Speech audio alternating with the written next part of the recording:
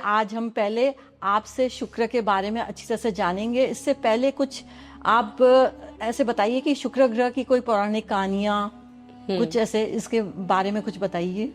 देखो, शुक्र जो है ना, शुक्र का नाम था उष्णा। अच्छा, उष्णा कहते हैं गर्मी को, जो वार्मथ होती है। शुक्राचार्य भृगु ऋषि के पुत्र थे, भृगु और पुलोमा। अच्छा। और जो पुलोमा थी वो थी राक्षस वंश की। तो अब देखिए, ये शुक्राचार्य एक राजसिक ग्रह है जिसके अंदर दैवीय गुण भी है और राजसिक गुण भी है, मतलब दैत्य।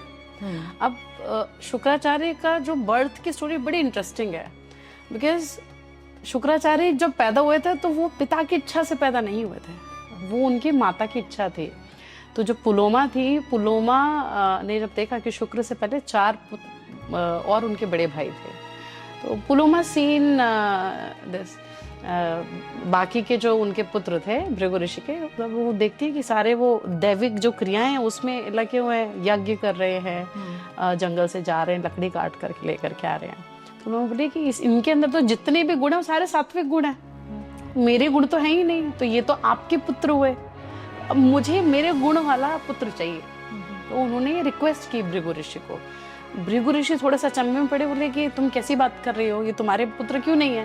बोले सारे सात्विक गुण है, मैं तो दैत्य वंश की हूँ, तो मैं चाहती हूँ कि आप मेरे को एक ऐसा पुत्र दो जो कि मेरे वंश को आगे लेकर के जाए या उसको प्रोटेक्ट करे। और तब तक जो बृहस्पति हैं, गुरु बृहस्पति, अच्छा तब तक गुरु बृहस्पति उधर अंगिरस के पुत्र हुए, वेरी नॉलेजेबल। अब ये जो 2 गुरु हैं, बृहस्पति और शुक्र, अब देखो उनमें लड़ाई रहती है, दोनों ही गुरु हैं। बृहस्पति जो हैं वो सात्विक गुणों को दिखा रहे हैं, वहां पे शुक्राचार्य जो वो राजसिक गुणों को दिखा रहे हैं। Then Shukracharya was born out of desire of Puloma. अब उनको शुक्र एक ऐसा ग्रह है, या जब वो पैदा हुए पुलोमा से और भृगु ऋषि से, तो ज्योतिष की एक शाखा है भृगु संहिता। भृगु ऋषि एक पराशरी है, एक भृगु है, तो वो पूरी की पूरी ये जो है लीनेज, शुक्र की जो लीनेज है, जो भृगु संहिता पढ़ रहे हैं। अब भृगु ऋषि की भी एक स्टोरी है यहाँ पे। भृगु ऋषि जो थे वो विष्णु जी के पास गए, तो उन्होंने विष्णु जी की छाती पे लात मारी। अच्छा। और माता लक्ष्मी ने उनको श्राप दे दिया, कर्स दिया कि आप श्री विहीन हो जाएंगे, आपके पास वो नहीं रहेगा, तब श्री नहीं रहेगी, धन नहीं रहेगा। तो विष्णु जी अपने उसमें थे, शयन में थे, तो मुस्कुराए। तो उन्होंने उस कर्स को हटाने के लिए भृगु ऋषि को बोला कि आप जाके अपनी संहिता लिखिए, उस संहिता के एक श्लोक में मैं वास करूंगा, और जहाँ पे विष्णु जी रहते हैं वहाँ लक्ष्मी जी रहती है।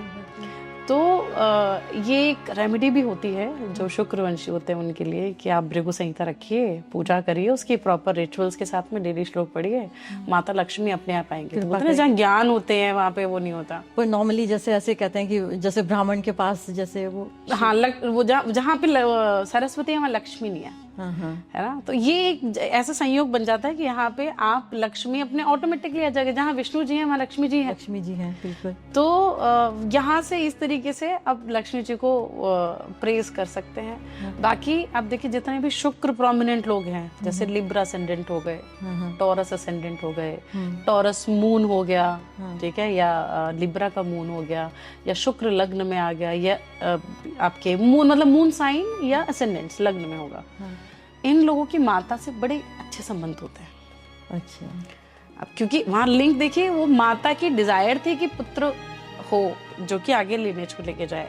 शुक्र को दिग्बल मिलता है 4थे घर में, माता के घर में। अच्छा।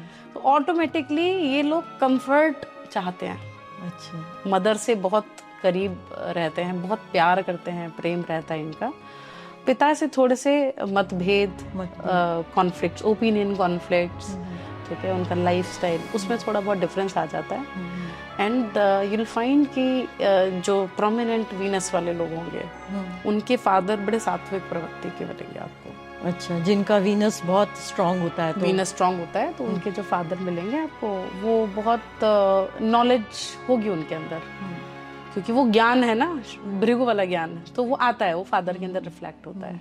तो ये जो भृगु संहिता है, ये शुक्रवंश, ये शुक्रवंश, हाँ, शुक्रवंश करेक्ट। थोड़ा तो और ये शुक्र और ये जो गुरु की क्या अनोखी कहानी है? अच्छा, अब यहाँ पे हुआ क्या कि जो देवगुरु बृहस्पति हैं, तो बृहस्पति अंगिरस के पुत्र हुए। अब नारद जी ने जाके इंद्रदेव को बताया कि ऐसे ऐसे आपको गुरु की जरूरत है, विदाउट गुरु तो आप आगे बढ़ ही नहीं सकते हो, आपको गुरु का सानिध्य चाहिए। तो देवताओं के लिए बृहस्पति को अपॉइंट कर दिया एज अ गुरु। अब लेकिन अगर यहाँ पे बोले अकाउंटेबिलिटी के लिए कैंडिडेट कौन अच्छा है, तो शुक्राचार्य थे। शुक्राचार्य को ज्ञान आता था, वो साम नाम दंड भेद सब, वो हर नीति से परिपक्व थे। But Brihaspati was appointed. तो अब फिर यहाँ पे दैत्यों के लिए गुरु शुक्राचार्य गए। तो अब वो नारद जी ने जाकर के वृषपर्वा जो थे राजा दैत्यों के, उनको सजेस्ट किया कि आप शुक्राचार्य को, अब वहां पे तो एक गुरु अपॉइंट हो गया, अब आपको गुरु की जरूरत है। तब फिर शुक्राचार्य वाज अपॉइंटेड एज दैत्यों के गुरु। तो वो है कि कॉन्फ्लिक्ट्स है दैत्यों में और गुरु में, तो हमेशा लड़ाई होती रहती थी दैत्यों में और देवताओं में। तो इसलिए इनकी आपसी बैर है जुपिटर और वीनस का। और वो उनके जुपिटर जो है वो आपको सरेंडर करना सिखा रहा है। जुपिटर का जो knowledge, it's more of a spiritual. अब वीनस का जो है स्पिरिचुअल में भी वो रिलीजियस पॉइंट ऑफ व्यू जाता है। वीनस का जो नॉलेज है वो मेटेरियलिस्टिक डिजायर की तरफ ज्यादा है। वो या तो आपको एक्सट्रीम, जैसे बोलते हैं शुक्र कहाँ पे एग्जॉल्ट कर रहा है, वो हो रहा है पाइसेस साइन में जाके, बृहस्पति के साइन में जाकर मीन राशि में एग्जॉल्शन में जा रहा है, उच्च का हो रहा है। अब वहां पे वो उच्च का हो रहा है क्योंकि वहां पे वो छोड़ रहा है, भोग रहा है, देने का है ना। मीन राशि की जो एनर्जी है वो लेट गो करने की है, देने की है। और शुक्र आपका पैसा, आपका जो भोग है, भोग विलासिता, वो अब तो आप भोग रहे हो वहां पे जाकर के।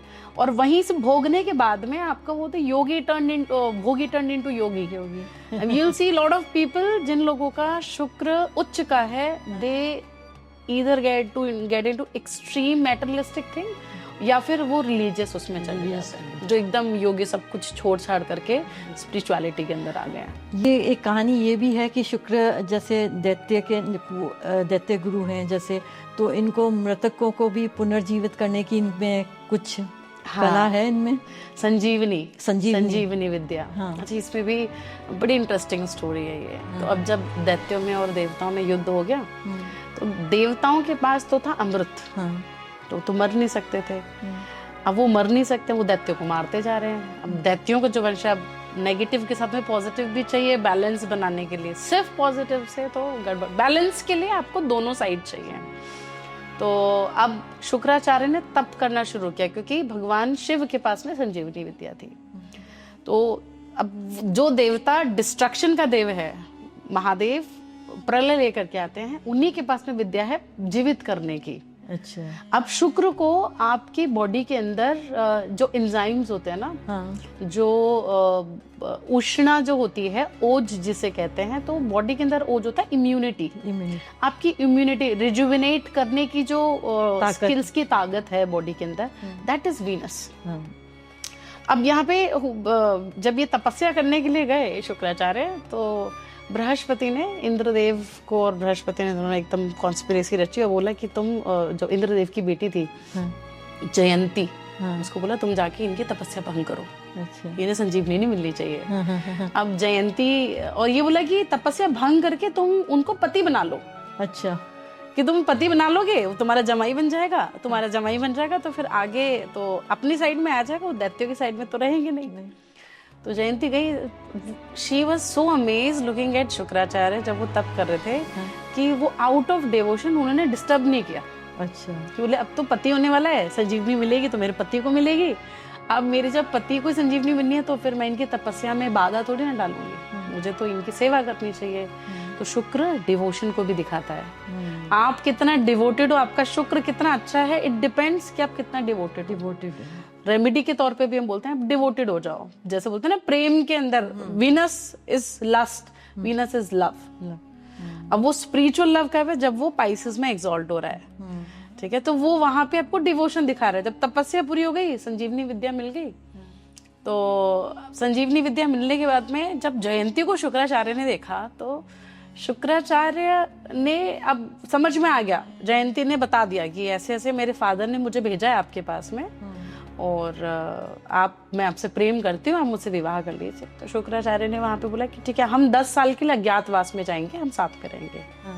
तो 10 साल के लिए अज्ञातवास में शुक्राचार्य और जयंती साथ में रहे। मतलब लिव इन वहां तब लिव इन, हाँ। तो लिव इन जहाँ पे आ जाता है आज के टाइम में, तो सबसे पहले लिव इन जो शुरुआत की थी वो शुक्राचार्य ने की थी। और 10 साल की, जब देखो शुक्र की जब दशा आती है ना 20 साल की, तो पहले जो 10 साल है वो आदमी कंफ्यूज रहता है कि क्या करेगा। वीनस की दशा के एक्चुअल में जो रिजल्ट आने शुरू होते हैं वो 10 साल के बाद ही आते हैं। उसे आइडियली 10 साल के अंदर वो तपस्या, क्योंकि वो क्या तप किया शुक्राचार्य ने, तप करने के बाद में वो जयंती के साथ में गए एंड ही स्टेड, उनकी इच्छा पूरी की, क्योंकि उन्होंने उनकी तपस्या के अंदर बहुत हेल्प की, डिवोटेड रही एज अ वाइफ। सारे रिचुअल्स जो होने चाहिए एक भार्या को जो करने चाहिए किए। दैट्स हाउ शुक्राचार्य को संजीवनी विद्या मिली। अच्छा, यहाँ पे भी कहानी खत्म नहीं होती है। फिर बृहस्पति बोलते हैं अब सारे दैत्य तो जिंदा होते जा रहे हैं। उन्होंने भेजा अपने पुत्र कच्छ को, अच्छा, कि तुम आप कच्छ जाओ, वहां पे संजीवनी विद्या सीख करके आओ शुक्राचार्य से। शुक्राचार्य की जो दूसरी पत्नी थी, उनके साथ में उनकी पुत्री हुई देवयानी। अच्छा, देवयानी को कच्छ पसंद आ गए। अच्छा। जैसे उन्होंने कच्छ को देखा। तो ये जो टग वॉर है ना, कि जैसे हमने मूवीज में देखा है कि दुश्मन की वो बेटी को भेज दिया, उसको जैसे राजनीतियों में चलता है। तो पॉलिटिकल अलायंस और बिजनेस अलायंस हो रहा है। वो अलायंसेस करने की कोशिश की जा रही है। अब वहाँ कच्छ, और यहाँ शुक्र का नेचर देखो कि इवन आफ्टर नोइंग कि वो बृहस्पति का पुत्र है, he accepted him as a student. अच्छा, कि मेरे लिए ये बहुत, मतलब मैं तुम्हें पढ़ाऊंगा, वो रिस्पेक्ट होगी बृहस्पति को कि मैंने तुम्हें एज अ स्टूडेंट एक्सेप्ट किया है। तो शुक्र जो है वो भेदभाव नहीं करता है। इसीलिए शुक्र का जो लिब्रा का साइन है, वहां पे सैटर्न एक्सॉल्शन में जा रहा है, उच्च का हो रहा है। वो बैलेंस करने का साइन है लिब्रा जो साइन है। तो वो भेदभाव नहीं पसंद, ना तो शनि को पसंद है ना उन्हें पसंद है। तो जो कच्छ थे, अब कच्छ, जब ये सारी चीजें दानवों को पता पड़ी तो उन्होंने कच्छ को मार दिया। अच्छा, अब देवयानी अपने फादर के पास में बोले कि कच्छ नहीं दिख रहा है। उनको तो देखना अच्छा लगता था, मतलब शी वाज वो सो मच इनटू क्रश वाला फीलिंग, बटरफ्लाई इफेक्ट आ रहा है। तो संजीवनी विद्या से उन्होंने कच्छ को जीवित कर दिया। अच्छा। ये 2 बार रिपीट हुआ। तीसरी बार में जब देखा दानवों ने कि यार ये तो बार बार जिंदा हो रहा है, ऐसे तो ये बहुत ज्यादा प्रेम में है, उधर देवयानी भी प्रेम में आ रही है कच्छ के, इधर शुक्राचार्य भी बहुत ज्यादा एक फेवरेट स्टूडेंट वाला वो दे दिया, तो ये तो इस हिसाब से तो दे देंगे इनको संजीवनी विद्या।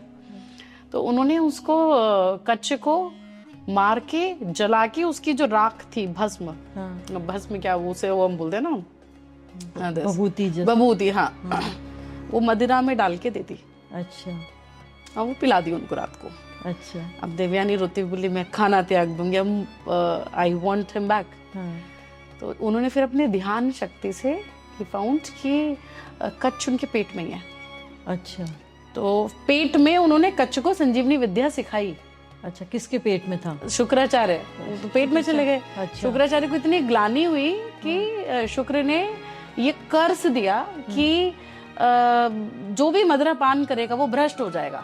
अच्छा, तो वो भ्रष्ट होना, और if you are into any ritual जो कि टीचिंग का है, जो सात्विक चीजों से है, उसके अंदर ड्रिंकिंग को वो किया, परहेज बताया कि ये आपको नहीं करना है, स्मोक ड्रिंकिंग, ये जो आपकी नेगेटिव तामसिक चीजें हैं, हाँ, बिल्कुल नहीं करना। तो बोले कि मैं इतना ज्यादा इसमें आ गया कि मुझे ये नहीं पता पड़ा कि मैं व्हाट आई एम डूइंग। सो वहां से वो भ्रष्ट की, जब आदमी मद में होता है, जब अल्कोहल के उसमें होता है, उसका कॉन्शियस चला जाता है, वो conscious is not aware, unconscious stage पे आ जाता है। तो अंदर की जो चीजें हैं वो इसीलिए बाहर आती हैं, तो रो रहा होता है या हंस रहा होता है। अब कच्छ सीख तो गए, मतलब शुक्र के पेट में सब चीज सीखने के बाद में, तो शुक्राचार्य ने बोला तुम बाहर आके, क्योंकि मैं तो मर जाऊंगा, तुम बाहर आओगे, तो तुम फिर मुझे संजीवनी विद्या से जीवित करना। अच्छा, तो मतलब दोनों, मतलब एक दूसरे, तो वो बाहर निकल के उन्होंने जीवित किया। अब देवयानी बोली अब तुम मुझसे शादी करो। अच्छा, लेकिन यार तुम तो गुरु की पुत्री हो, हाँ, तुम मेरी बहन हुई, हाँ, मैं तुम्हारे पुत्र के पिता के पेट से बाहर आया हूँ। ही डिनाइड। तो देवयानी कर्स्ड कच्छ हाँ, कि तुम जो ज्ञान लेके जा रहे हो इस ज्ञान का तुम इस्तेमाल नहीं कर पाओगे। अच्छा। तो वहां से वो संजीवनी विद्या सीख तो गए बट किसी काम की नहीं।